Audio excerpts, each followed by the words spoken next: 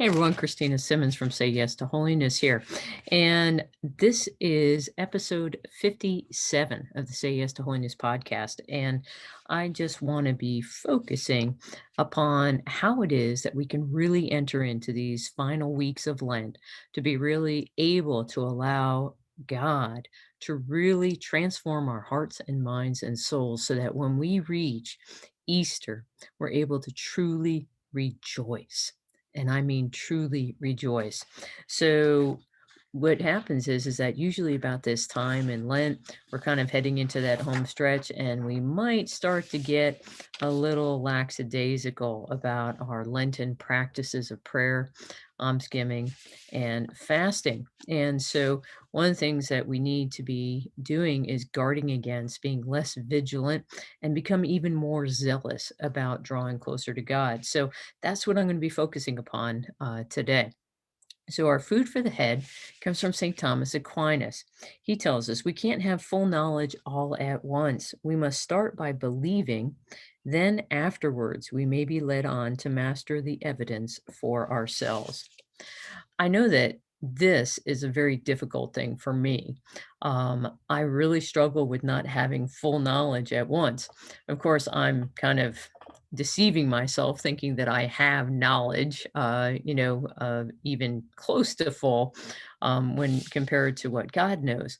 But what I really have to focus upon is that I need to believe. Recently, in the gospel readings, it was the man who was by the pool of Siloam, and Jesus came up to him. He'd been there for 38 years, and Jesus came up to him and said, "Do you wish to be healed?"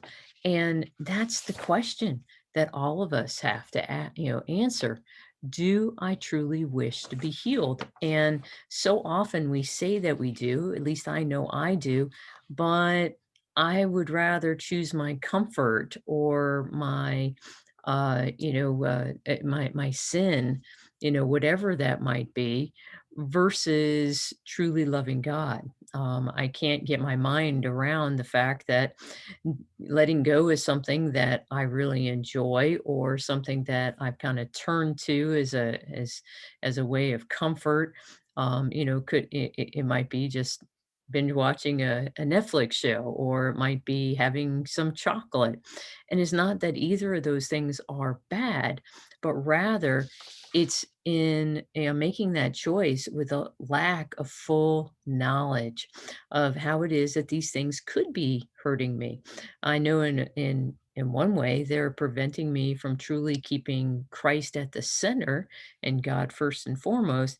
So I have to believe that everything that God is placing into my life, all the things that are going on in my life, is for my good. And again, this is very difficult. So we have to begin with belief, as St. Thomas tells us. And then afterwards, we may be led on to master the evidence for ourselves. So again, this is so hard in our world of instant gratification, because we're thinking, well, why do I have to wait? Why can't I have the knowledge now, for example? Or why can't I, you know, have enough of a perspective that I'm able to make a good choice, because it's so obvious that I should be making this choice. So for example, if eating a particular food is going to lead to a particular disease in our lives, and if we knew that, would we be making the same choice? Now, some of us still might. We might be going, I don't really believe it. There again is where we have to begin with belief, and then we'll be led on perhaps to master the evidence for ourselves. But St. Thomas is giving us a path. He's giving us the path that we need to be following right now during this Lenten season. We might not be seeing how it is that our Lenten disciplines are benefiting us.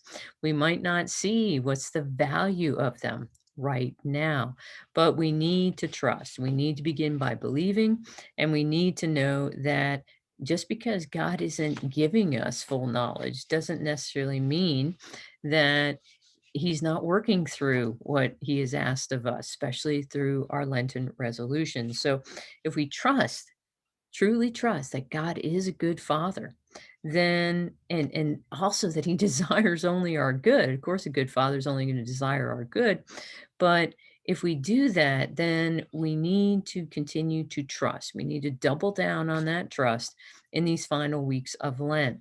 Don't doubt the resolutions that you set at the beginning. Double down on them and trust that these are the very things that we need to be about so that our hearts and our minds and our souls are softened so that we can draw closer to the one who loves us beyond measure.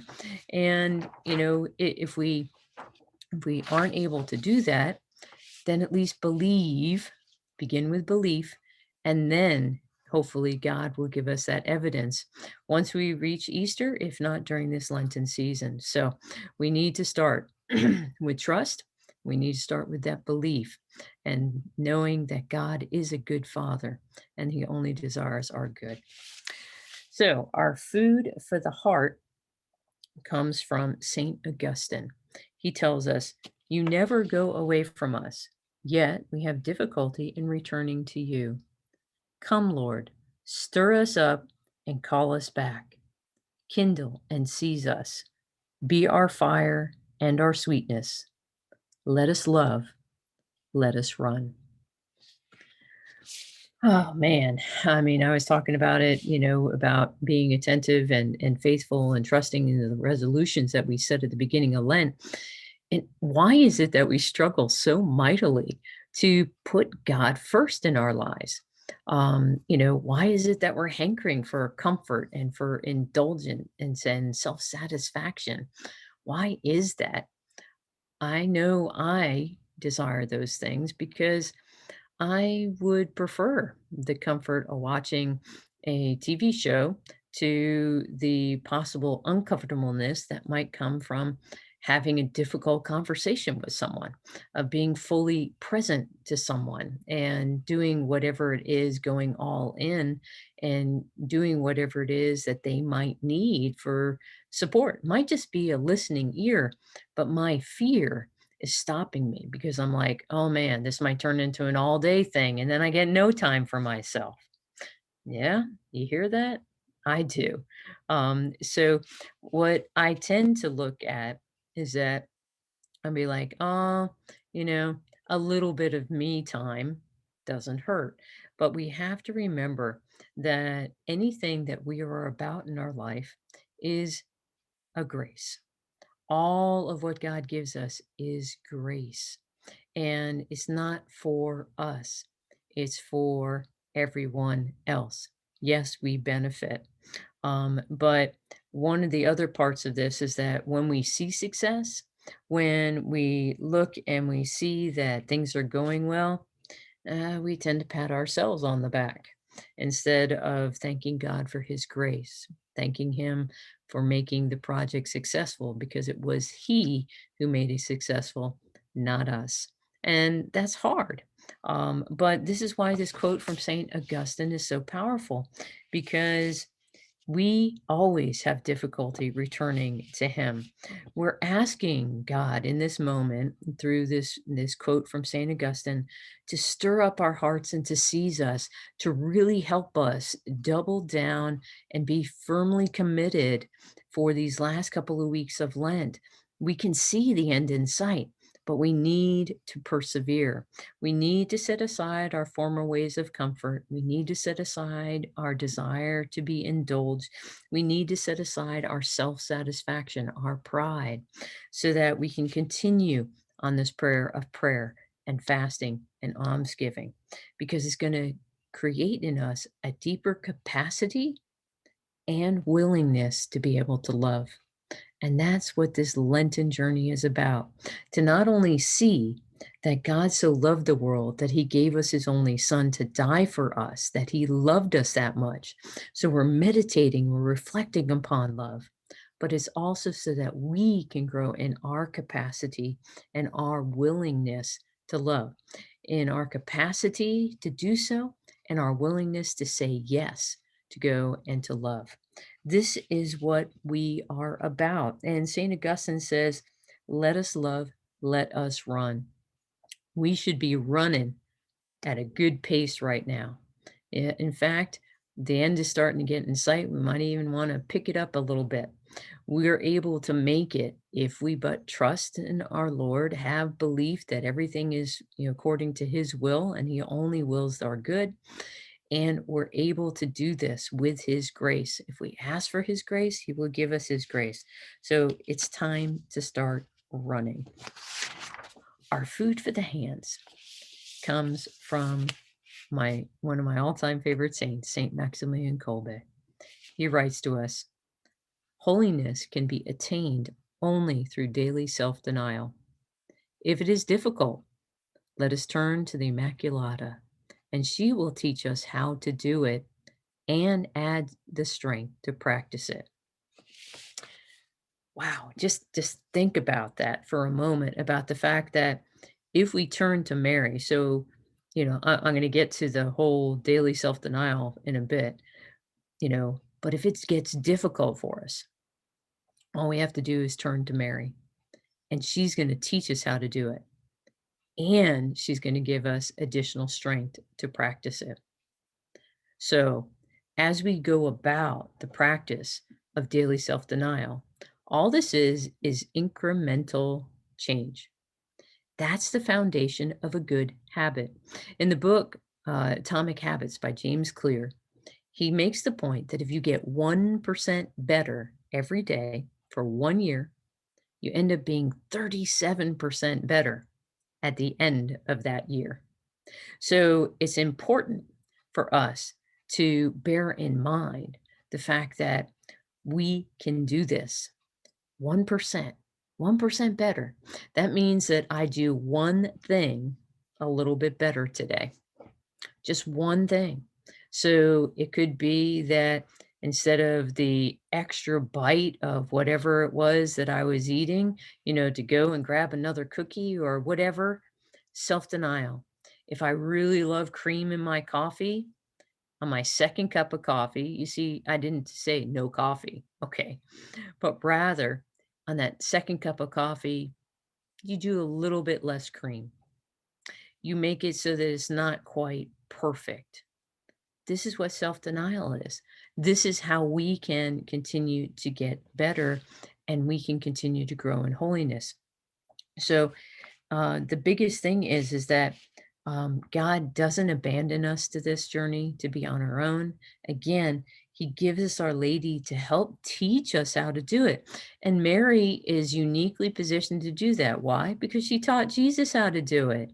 She taught Jesus how to live a life in which God was first. She taught Jesus how to live a life in which he poured himself out in love for others. Mary showed him how to do it as a human person. This is important for us to remember. Mary, in the school of Mary, Jesus was taught, and Mary can do the same for us. And because he loves his mother so much, if she asks him anything, he will grant it. So if we need additional strength to be able to do these little daily self-denials, these little acts of self-denial, then she'll get us that grace. She'll get us that strength, and she'll give it to us. So when we're doing this, holiness becomes possible. So how do we get that 1% better? I talk about it frequently. A daily resolution is by doing something that's small, concrete, and doable. So you can get 1% better every day. That's our goal. Do something small, concrete, and doable. One thing. It could be something as simple as, Lord, I'm going to trust that you're going to give me the grace I need to get through the day without making a bad food choice. I'm not going to focus upon or worry about tomorrow. I'm just going to focus on today. Now, if 9 out of 10 times I make a bad choice but I do it once, there you go. A little bit better. So this is something that we can be doing. Daily self-denial, 1% better.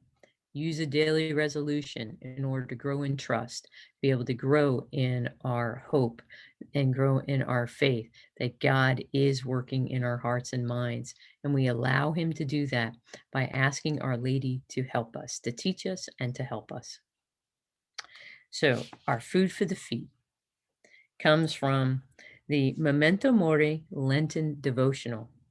And it reads, avoidance of suffering, that of our own and that of others, can be like an anesthesia that puts us into a deep, temporary slumber. We can sometimes cope with the inevitable suffering of life by avoiding reality. When we do, we end up sleeping through life, whether by drowning, suffering with pleasure, or pretending suffering doesn't exist.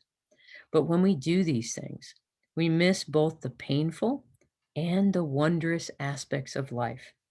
We can only find true joy when we accept suffering, and death is the greatest of sufferings. This is hard to hear.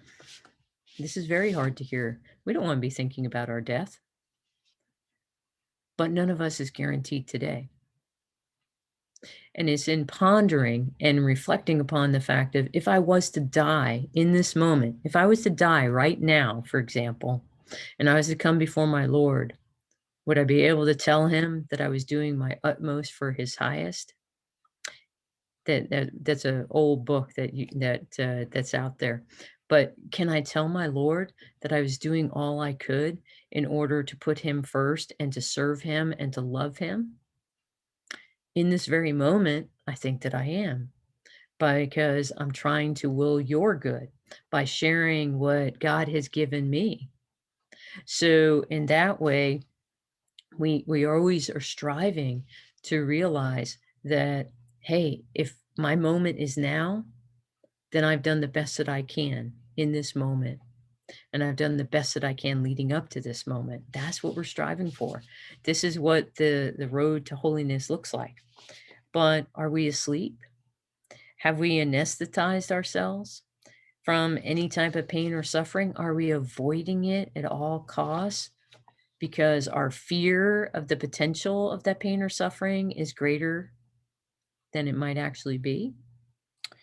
So we have to remember, it's a human tendency for us to want to avoid pain. It's not a bad thing when it comes to our survival, for example. We avoid dangerous situations. We don't touch a hot stove. We don't do things that might kill or harm us. We avoid, but when we're avoiding suffering entirely, then this has a horrible effect on us. It numbs us. It numbs us to everything and everyone. And this is not what we're called to be. This is not what we're called to do.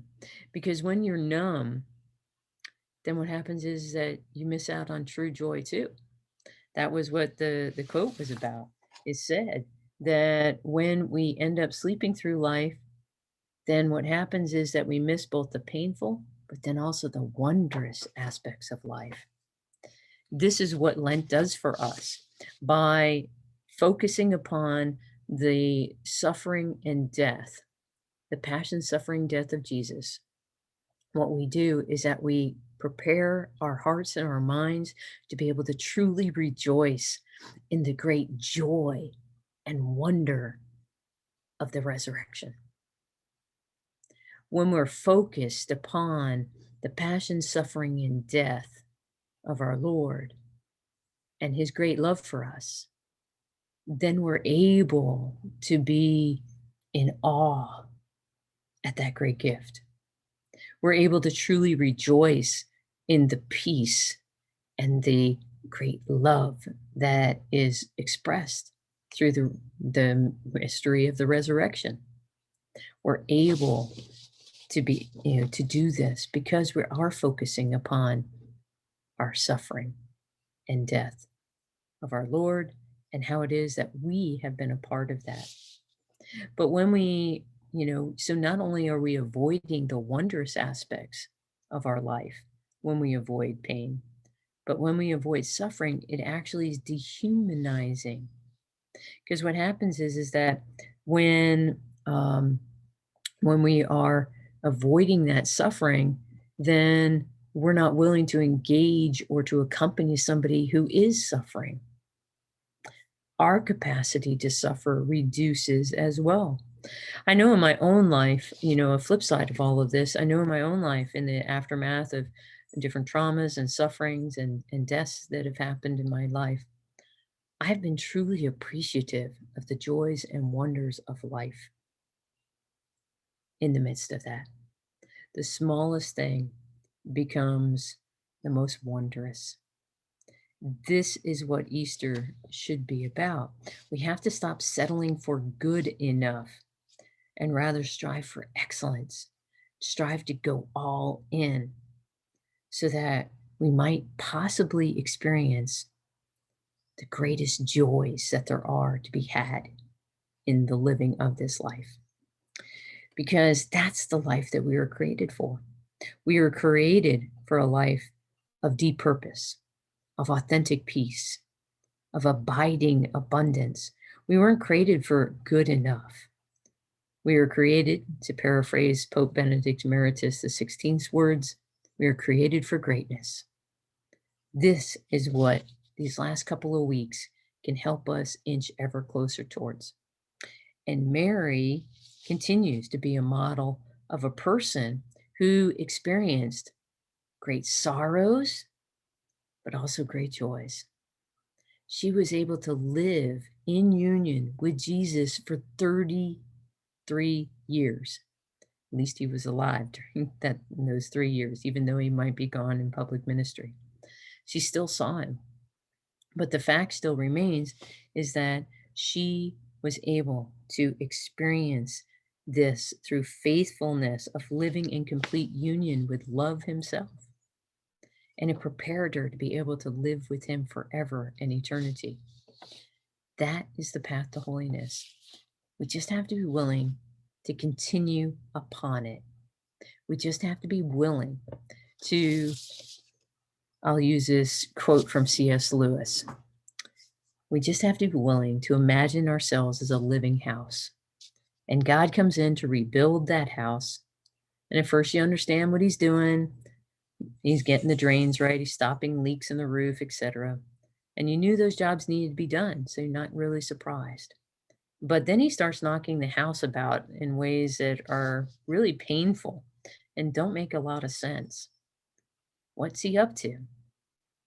The explanation is that God is building quite a different house from the one that you and I thought of. He's building a grand palace. He's going to be throwing a new wing out there. He's going to be putting in an extra floor, running up towers, making courtyards and gardens. We just wanted a decent little cottage, right? But God's building a palace. Why? Because he intends to come and live within us. For those of us who've been baptized, he lives within us. But he's probably kind of cramped in. I know he is in my heart and mind sometimes. Lent is our time to clear out the spaces. Just like several weeks ago, Jesus came in and, was tossing over the temple tables. He was clearing out the temple. And, well, the temple in Jerusalem isn't the only place that Jesus came to clean. He came to clean our minds and our hearts and our souls so that he would be able to live within us, so that we would be a more dwelling place for him. This is what we need to keep in mind. This is what we need to keep before us, that vision of what is the true joy of Easter. So that then in these final weeks of Lent, we can say, Lord, I might not understand it all. Lord, I'm going to trust you. Lord, give me the strength to just do a little bit better each and every day. Lord, help me embrace whatever suffering it is that you brought in my life, so that way on Easter, I truly can rejoice.